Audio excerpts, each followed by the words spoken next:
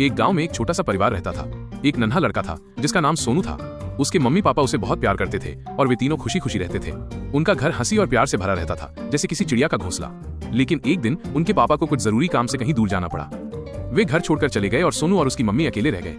सोनू की मम्मी थोड़ी उदास हुई, पर उन्होंने हार नहीं मानी। सोनू का ध्यान रखती, उसके साथ खेलती और घर का सारा काम संभालती थी। लेकिन घर चलाने के लिए उन्हें पैसों की भी जरूरत थी।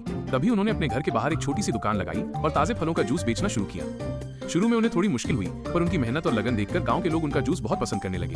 धीरे धीरे उनकी दुकान चलने लगी और वे बहुत सारे पैसे कमाने लगी। उन्होंने उन पैसों से सोनू के लिए नई किताबें, बिरंगे कपड़े खरीदे। उनका घर फिर से खुशियों से महकने लगा। एक नया सवेरा। एक दिन जब सोनू अपनी मम्मी के साथ खेल रहा था, तभी घर के दरवाजे पर किसी ने दस्तक दी। दरवाजा खुलते ही सामने उसके पापा खड़े थे। सोनू और उसकी मम्मी उन्हें देखकर बहुत खुश हुए। उनके पापा ने आकर सोनू को गले लगा लिया और अब उनका परिवार फिर से पूरा हो गया था। सोनू को अपने पापा का प्यार मिला और मम्मी को अपने पति का सहारा। अब उनके घर में फिर से खिलखिलाती हंसी